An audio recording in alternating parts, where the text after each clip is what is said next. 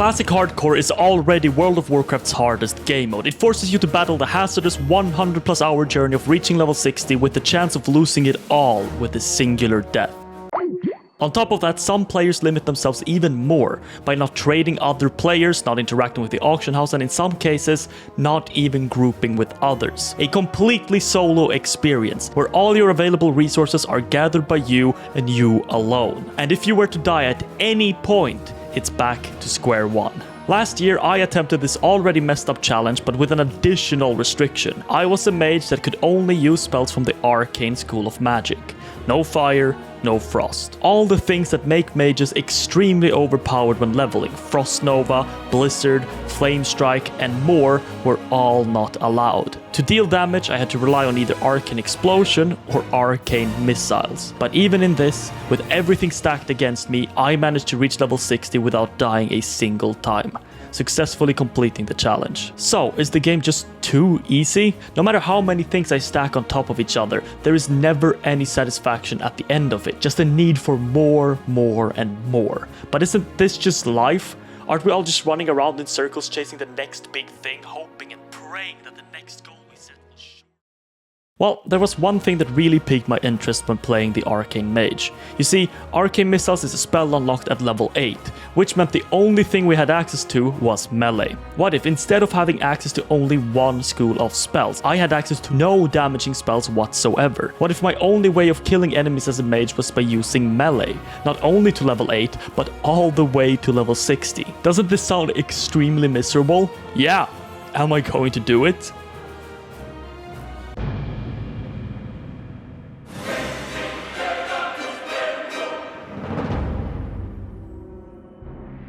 So, what does it entail being a melee-only mage? Well, first of all, I want all damage that I deal to come exclusively from melee attacks. This spans any and all spells dealing any form of damage, even stuff like Frost Nova, Fire Blast, and other things like that. Anything that lets me kill stuff without actually using melee is a no-go. Secondly, I don't want anything casted that affects my enemies in any direct way, so no polymorph or counterspell. This actually leaves us with a few options, namely buffs, like Frost Armor, Shields, and Ice Block, amongst other things like Teleports and Conjuring Food. These are buffs and spells that affect me and not my enemies directly. Most importantly, this will force me to properly engage in melee combat anytime I want something done. The aforementioned Frost Armor actually makes us significantly stronger to our arcane counterpart, at least for the first 8 levels. While it increases our armor and slows the movement speed of enemies that hit us, by far the most valuable trait is its 25% attack speed slow on affected enemies. This is our one light in the darkness, our one saving grace until level 20, where we gain access to new usable spells.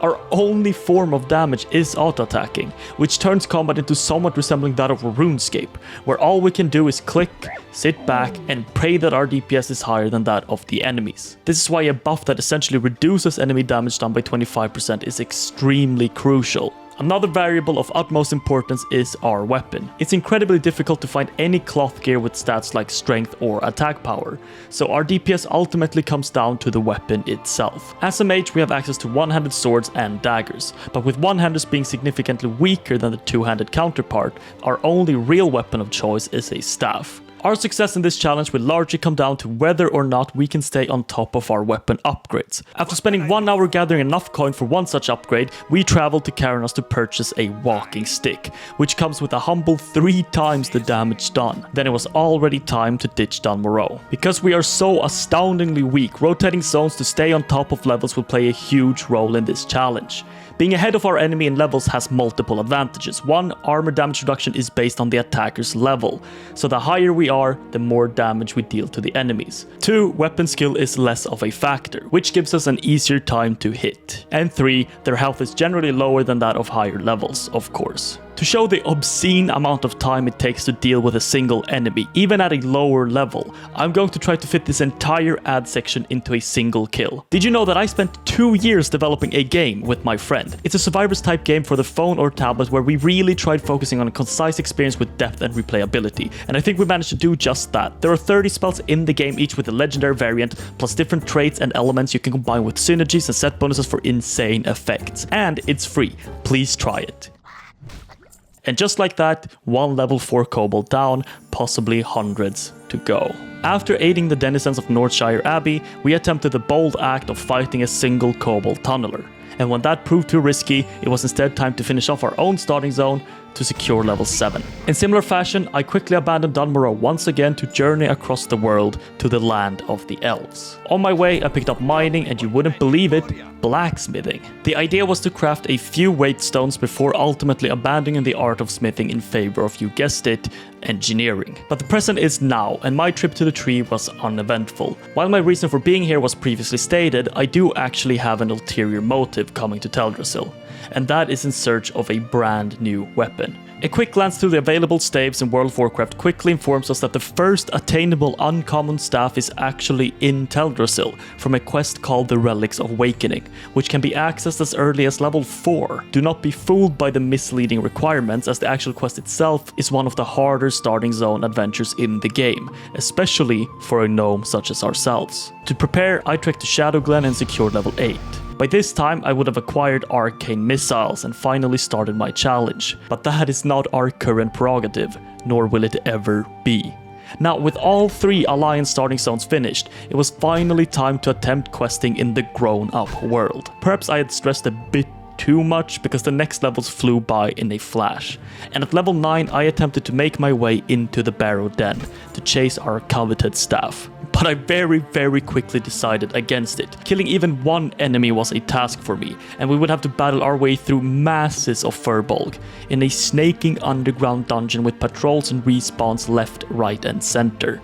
Besides, there was already another way easier staff to acquire just around the corner, from a mage specific quest at level 10. So, we battled our way through the rest of our quests, ending up in Darnassus and reaching level 10. Look, I'll be honest, it doesn't really seem like the mage talent tree is specifically tailored around melee, but that's fine. Our farthest goal is reaching the ice barrier, as will increase our combat proficiency by a significant margin, but that's level 40. And until then, there are a few things we can pick up along the way, starting off with Frost Warding, a simple increase to our armor gain from Frost Armor, as well as future upgrade to Frost Ward if we ever reach it. After securing some cheap food from Darkshore, it was time to head back home and see to that mage quest. All we have to do is loot one item in a little hut over by Gnomeregan, and we will be rewarded with our best in slot staff until level 12, an easy task for such a boon.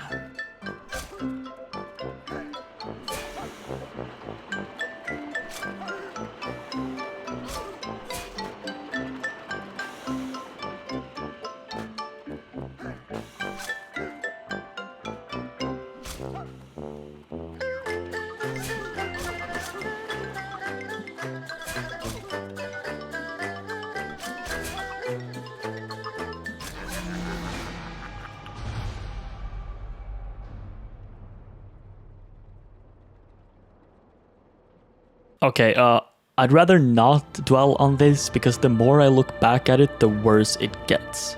First of all, I thought the item was on the second floor.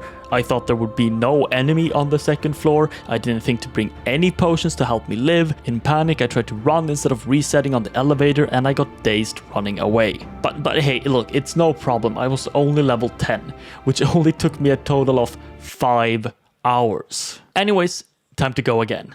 Please download my game to make my suffering worth anything. Thank you. This time, knowing I wouldn't get the Teldrassil staff, I chose to forgo the zone entirely, instead spending more time in Elwyn picking up some potions along the way.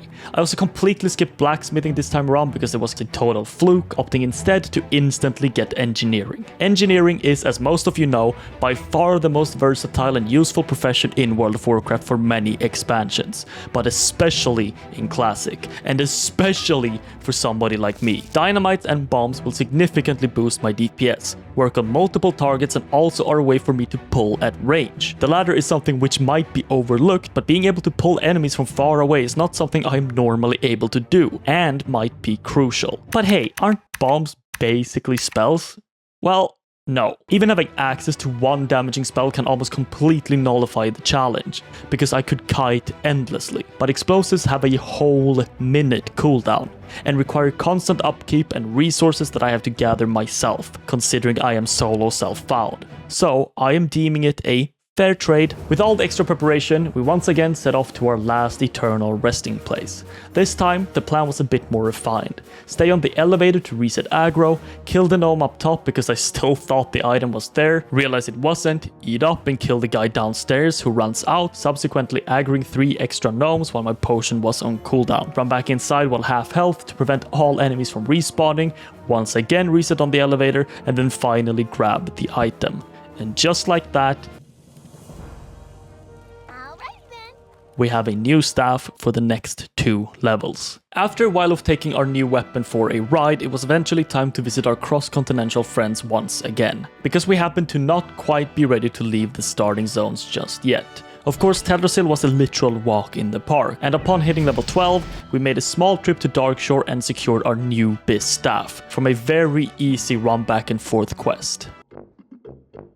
Now 3 levels later, and with a considerable weapon upgrade, I was finally confident enough to take on the Barrow Den, and collected our now useless, uncommon staff. For the next few hours, we traveled the world to finish off each starting zone, catch up on engineering, and generally just prep ourselves for the next big adventure. After getting halfway through level 14 with all 3 zones completed, I felt it was finally time to take our first big step into the new world, and tackle Darkshore. For real this time. Another thing I overlooked is the importance of buffs in a challenge like this. A stray priest threw me a fortitude when I was out and about, literally doubling my HP. On my way to Darkshore, I made sure to spend our savings on the next staff upgrade, a simple common staff from a vendor. To gain the upper hand against our enemies, there are a few tricks we need to employ. Some of those tricks take the form of engineering or potions, but yet another is first aid. Bit of a weird one since normally any bandaging is interrupted by taking damage, which makes it somewhat useless for us having access to no crowd control.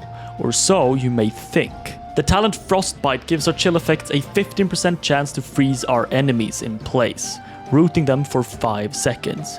So every time an enemy hits us, there is a chance they will be frozen in place, giving us time to scurry off and get a few ticks of bandaging. Now 15% is not a whole lot, but it turns out to be quite consistent throughout an encounter, since enemies need about 20 hits total to kill me. Reaching level 16 after 13 hours and 40 minutes is starting to make one thing very clear. Having to limit myself to only killing lower level enemies gives us an easier time, but reduces XP gain quite significantly. That, plus the fact that kills are just very slow in general, brings us to the obvious conclusion that we simply need more DPS. But looking at our options, getting significant upgrades to our weapon is starting to become a hard task, and even so, the DPS increase between the common and uncommon weapons is incremental, so that leaves us with a choice. Either stay with our low DPS, slowly upgrading our weapons every 5 levels or so from a vendor, or try something crazy.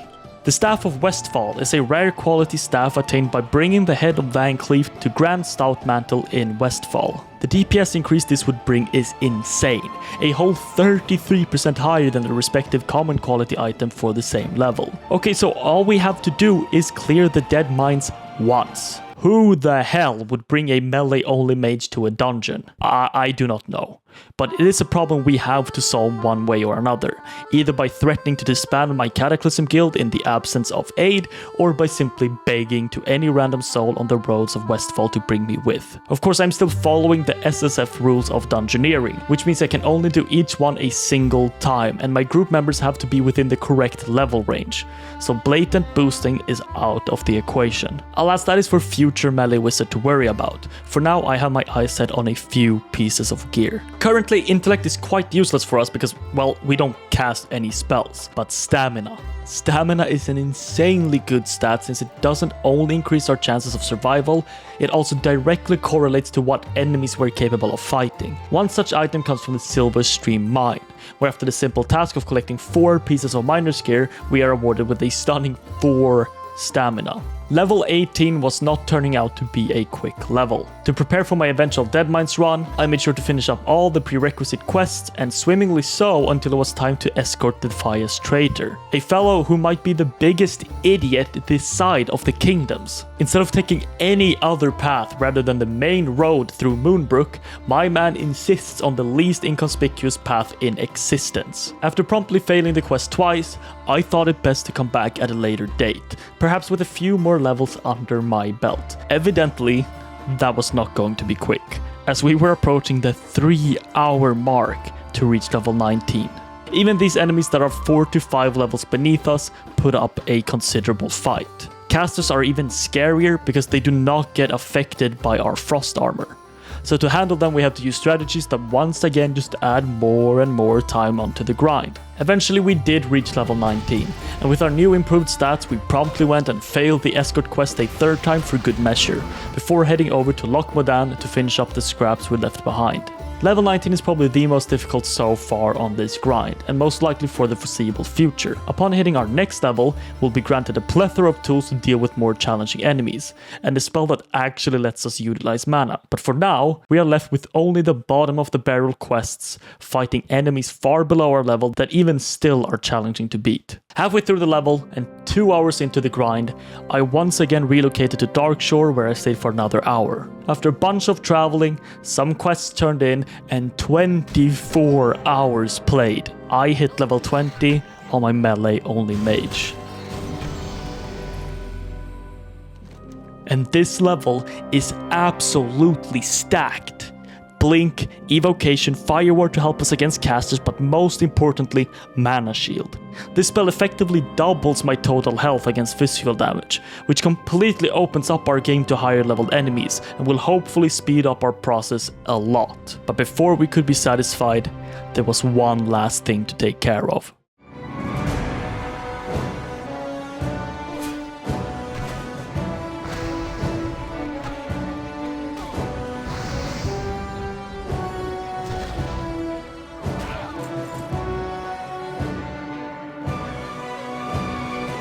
Yeah, okay, basically the entire place was already cleared, but those that weren't stood nary a chance. Between my Fire Ward and Mana Shield, and after 4 attempts, the Defias traitor finally showed us the entrance to the Dead Mines, readying us for the next step of our journey. Also, don't forget to check out my incredible amazing game where I drew every sprite by hand.